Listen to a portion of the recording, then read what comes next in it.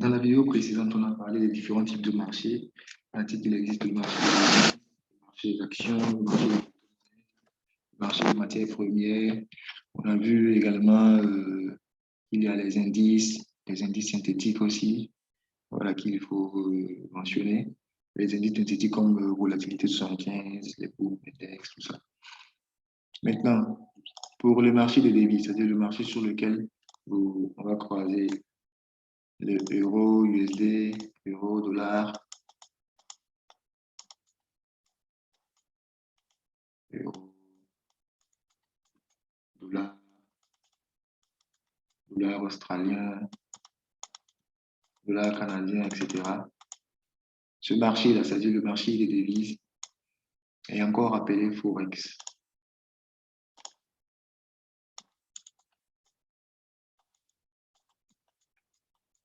Forex qui signifie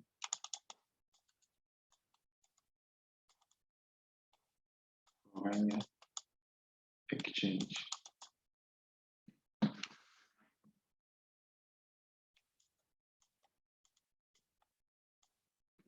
Le marché des devises. Donc, c'est justement sur ce marché-là que vous allez avoir à faire euro, USD et tout là. Donc, l'objectif d'en venir sur ce marché, c'est d'acheter des devises à bas prix et de les revendre à un prix plus élevé. Ou bien de vendre à un prix élevé et les racheter à un prix plus bas. Et c'est le marché le plus liquide au monde. On parle de plus de 6 000 milliards de dollars qui sont échangés sur ce marché tous les jours. Donc, vous imaginez un peu 6 000 milliards de dollars. Donc, vous êtes d'accord avec moi que là, quand on prend les euros, les USD, si vous voulez acheter une devise, comme l'euro, comme ça, il va vous falloir forcément une autre devise. Il va vous falloir peut-être USD. Si vous voulez acheter de l'euro, il va vous falloir peut-être du dollar. C'est la raison pour laquelle dans ce marché-là, vous allez surtout entendre parler de paire de devises. Voilà. Paire de devises. C'est-à-dire que les devises ne seront pas seules, mais ça sera par paire. Comme euro, USD comme ça. Voilà. C'est-à-dire que si vous voulez acheter de l'euro ou bien une autre devise, il va falloir une devise qui vous permet d'acheter cette devise-là. Voilà. C'est la raison pour laquelle c'est les paires de devises qu'on va avoir au lieu d'avoir des devises 1. Voilà. Donc, quand on prend euro, USD, l'euro, ça c'est la devise de base. Et USD, ça c'est la devise de contrepartie. Voilà. Devise de base, c'est ce que vous avez. Devise de contrepartie, c'est ce que vous voulez acheter. Voilà. Donc, maintenant, c'est des paires de devises qu'on va trader. Voilà. Paires de devises qu'on va trader. Et quand on prend une paire de devises, c'est comme une fraction en fait. Donc, quand on prend euro, quand on prend euro USD, c'est comme si on avait euro sur USD pour dire la valeur de l'euro à l'instant T divisé par la valeur de USD à l'instant T. Voilà. Donc, ce qui fait que la paire euro-USD a une valeur. À chaque instant, la paire euro-USD a une valeur. Comme 1, 20, 34, comme ça. À chaque instant. Mais c'est une valeur qui varie. Ça monte, ça descend, ça monte, ça descend. Mais à chaque instant, ça a une certaine valeur. Voilà. Mais à cause de la variation, le prix de l'euro va varier, le prix de l'USD aussi va varier. Donc, c'est clair que le résultat aussi va varier. Voilà. Donc, votre objectif maintenant, en venant acheter, par exemple, euro-USD, si vous êtes venu trouver que euro-USD est à 1,2034, votre objectif, c'est par exemple, votre objectif dans un achat, c'est par exemple lorsque vous faites buy. Quand je dis buy, c'est pour parler de l'achat. Voilà, c'est le terme en anglais. Quand je dis buy, c'est les opérations d'achat. Sell, c'est l'opération de vente. Voilà. Donc, buy, quand vous faites un buy de euro-USD à 1,2034, vous vous attendez à ce que ça monte. C'est-à-dire que ça hausse peut-être jusqu'à, je sais pas, 1, 20, 50 comme ça, pour que vous puissiez faire du bénéfice. Par contre, si vous faites buy et qu'au lieu de monter, que ça passe de 1, 20, 34 à 1, 20, 50, et que ça descend en fait. C'est-à-dire que si vous faites buy et que le prix baisse, ça passe par exemple de 1, 20, 34 à 1, 20, 25 comme ça. En ce moment, c'est une perte que vous allez faire. Donc, votre objectif en faisant buy, c'est de vous attendre à ce que le prix hausse. Voilà. Donc, ou bien, si vous êtes venu trouver que le prix actuel est de 1,2034 et que vous voulez, votre analyse vous dit que le prix va aller à la baisse, que vous allez faire un sell. Donc, si vous faites un sell pendant que le prix est à 1,2034 et que le prix passe de 1,2034 à 1,20, disons 25 comme ça, là, vous voyez que sur ce coup-là, vous avez fait un bénéfice encore. C'est-à-dire que vous avez vendu haut et vous avez racheté bas. C'est comme pour l'exemple des BIC. Vous avez vendu le BIC que vous avez à 200 francs et après vous rachetez le même BIC au prix de 100 francs. Voilà. Donc, c'est justement de ça qu'il s'agit. Donc, c'est un peu ça. Maintenant,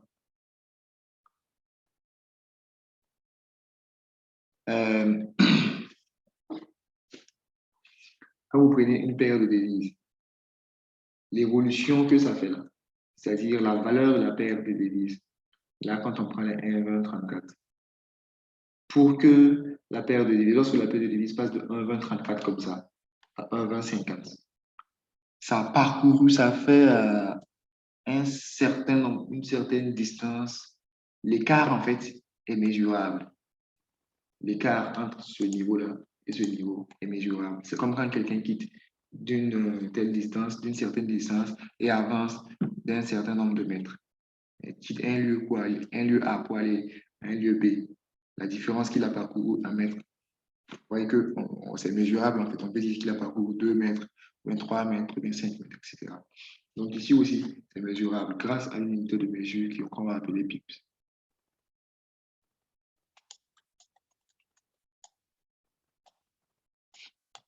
Voilà, avec S au pluriel. Donc, lorsque EURUSD hausse ou bien baisse, on peut dire qu'il a parcouru un certain nombre de pips. Voilà.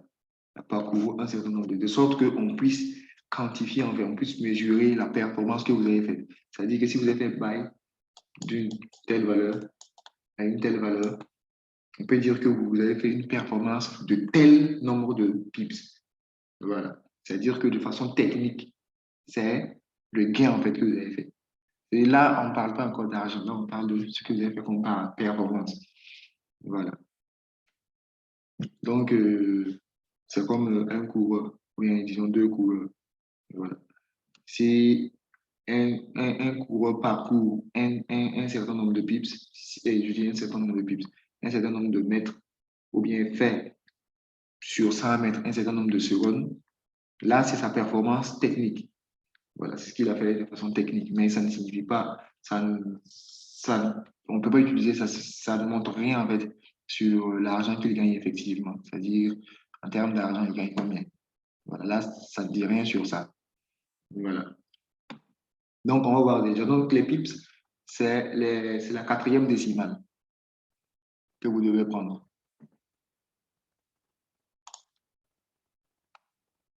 Donc, quand on prend euro-USD, il passe de 1,2034 à 1,2050 là. Les pips, c'est simplement la quatrième décimale que vous prenez. Donc, quand on prend par exemple euro-USD,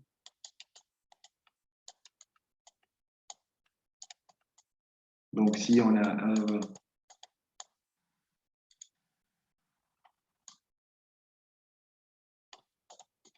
1,34, qu'on passe de 1,2034 à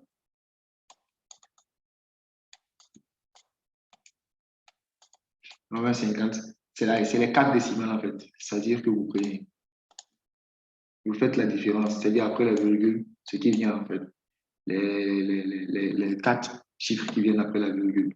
Vous prenez ça et vous faites la différence entre les deux. Donc là, c'est comme si on avait 2034 et 2050. Et quand vous faites la différence entre les deux, ça nous donne 16. Voilà, donc on va dire que EURUSD a fait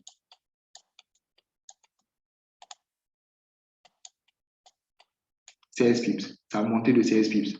Voilà. Si c'était passé de 1,2034 à 1,20, disons 25, comme dans l'autre cas, là, on va faire 1,2034. La différence de 1,2034 et 1,2025. Voilà. Et ça tombe sur 9. Donc là, ça fait 9 pips. Donc, ça, c'est de façon technique. Donc, pour quelqu'un qui a fait buy ici et qui est sorti de sa position ici, techniquement, il a gagné 16 pips. Pour quelqu'un qui a fait sell ici et qui est sorti ici, techniquement, il a gagné 9 pips. Bon, si quelqu'un avait fait sell ici puis sortir ici, là, c'est clair qu'il a perdu 16 pips. C'est-à-dire qu'il a fait une perte de 16 pips.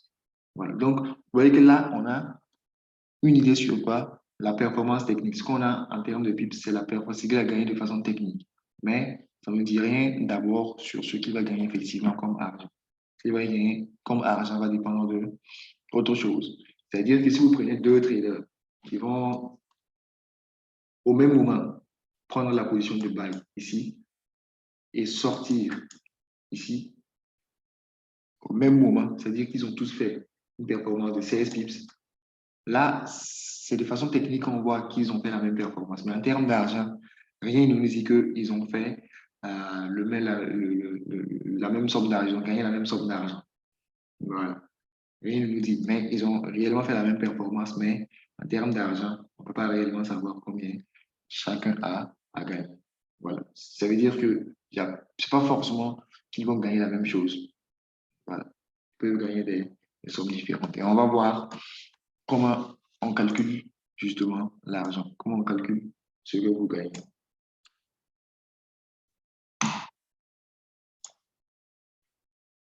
Donc, vous devez savoir que quand vous venez sur le marché financier,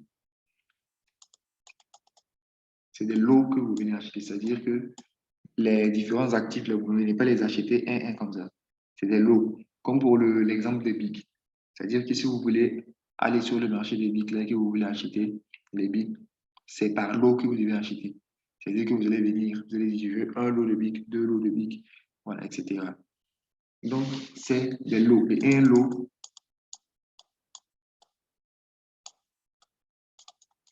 c'est 100 000 unités.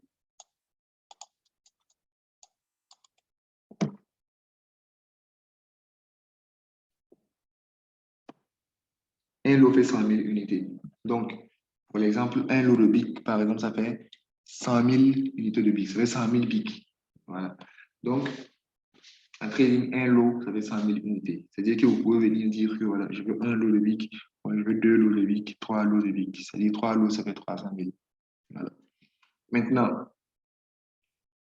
si vous ne pouvez pas, vous n'avez pas ce qu'il faut pour acheter un lot, vous avez ce qu'on va appeler les mini-lots.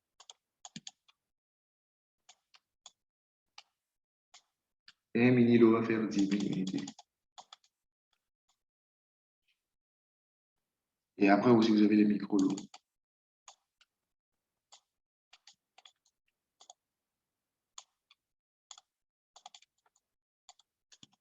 Micro-lot qui va faire 1000 unités. Donc, vous avez la possibilité pour l'exemple de BIC, hein, vous avez la possibilité de faire quoi? D'acheter un mini-lot, ou bien un micro-lot, ou bien un lot, ou deux lots, trois lots, ou bien vous achetez deux mini-lots, c'est-à-dire 20 000 unités, ou bien trois micro-lots, c'est-à-dire 3000 unités.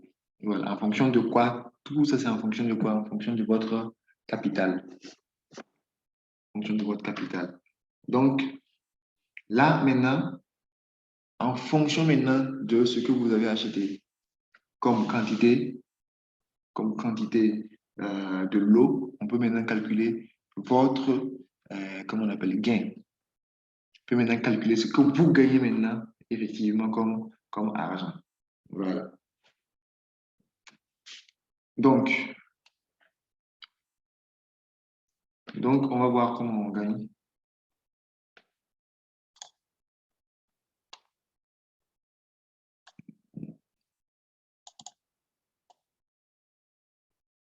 Voilà.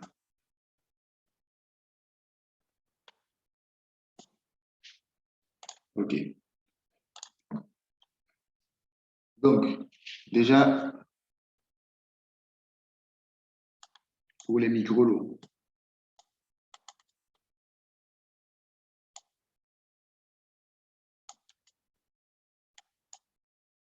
Donc, quand vous venez pour dire à la plateforme MetaTrader que vous voulez un micro-lot, vous allez marquer, vous allez écrire 0,01. Donc, pourquoi 0,01? Si vous remarquez, un lot, ça va être 100 000 unités. Donc, 0,01 lot, ça va faire 1000. Ça veut dire 0,01 multiplié par 100 000, ça va faire 1000. Donc, ça fait un micro-lot. Donc, de 1 micro-lot à 9 micro-lots. Ça fait 0,01 jusqu'à 0,09. Voilà. Et pour un micro-lot, c'est comme deux personnes qui partent sur le marché des BIC pour faire leurs transactions. Si la première personne décide d'acheter un lot et que la deuxième personne décide d'acheter un micro-lot, vous êtes d'accord avec moi que ce n'est pas au même prix que, voilà, ils vont acheter. Ce ne sera pas euh, le même prix en fait. Voilà, c'est justement ça. Ce ne sera pas le même prix qu'ils vont acheter, au même prix qu'ils vont acheter. Donc, c'est la même chose. Pour quelqu'un qui vient à acheter un micro-lot, un mini-lot ou un lot, donc trois personnes qui viennent acheter un micro-lot, un mini-lot ou un lot, ils vont pas, leurs gains en fait ne seront pas calculés de la même manière. Donc, quand on prend les micro-lots, c'est-à-dire que pour quelqu'un qui vient et qui achète un micro-lot, un pips,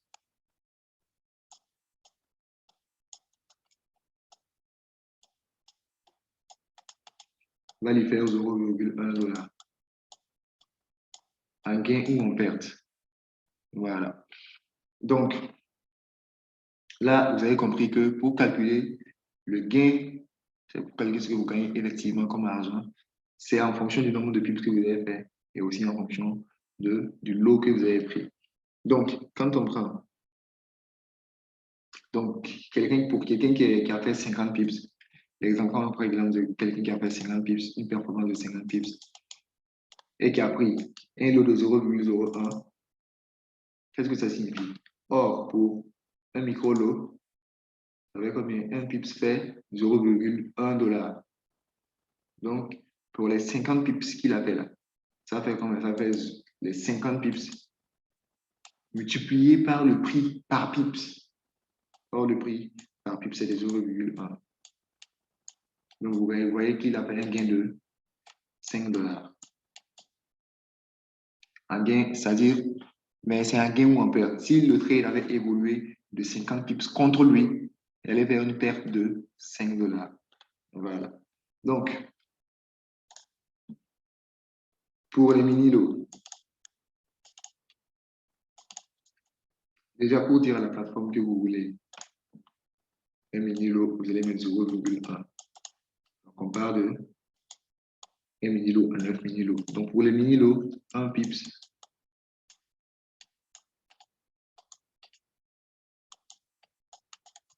on va faire 1 $. Donc, ça signifie que pour quelqu'un qui a fait 50 pips, une performance de 50 pips, pour calculer son gain, on va prendre les 50 pips qu'on va multiplier par le prix d'un pips, c'est-à-dire ici c'est 1 $. Donc, ça fait combien? 50 $.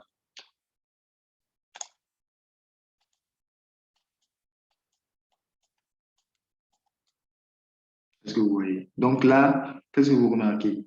La première personne ici a gagné 50 pips, c'est-à-dire a fait une performance de 50 pips. La deuxième personne ici a fait une performance de 50 pips, mais vous voyez qu'ils n'ont pas forcément fait le même gain.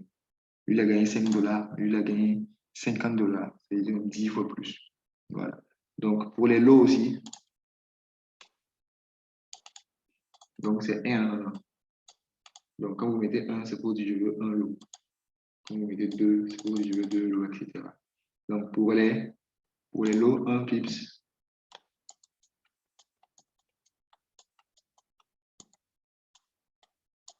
va faire 10 $. C'est-à-dire que pour quelqu'un qui a fait 50 pips, ça va faire 50 multiplié par le prix d'un pips, qui est de 10. Donc, on a 50 multiplié par 10 qui fait 500 $.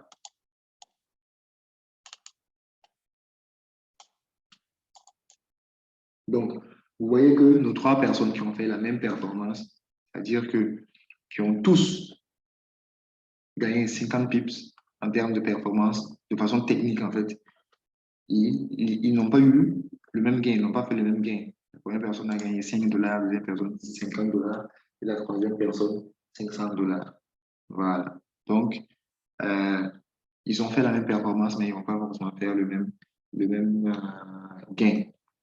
Voilà. Donc, le gain que vous voyez, vous gagnez, c'est des choses que vous gagnez ou bien ce que vous perdez. Parce que là, si le trade avait évolué contre eux, c'est la même somme en fait qu'ils allaient perdre, qu'ils allaient perdre. Voilà. Si là, par exemple, pour celui qui a fait 500 $ ici, si c'était dans le sens contraire, dans le sens inverse de son trade et qu'il a perdu 50 pips, ça allait faire les 50 pips les plus par 10. Donc, ça allait faire les moins, ça allait faire, il allait perdre 500 $ en fait. Voilà. Pareil aussi pour tous les deux autres. Donc là, quand vous investissez, vous avez compris que quand vous investissez beaucoup, quand vous achetez beaucoup en termes de l'eau, vous avez la possibilité de gagner beaucoup, mais en même temps, vous avez la possibilité de perdre beaucoup. Voilà. Et quand vous jouez avec des petits lots, vous avez la possibilité de vous gagner peu, mais quand il s'agit de perdre aussi, vous perdez peu. Voilà, donc c'est ça. Donc, on va arrêter ici pour cette vidéo et se donner rendez-vous dans la prochaine vidéo pour, pour la suite.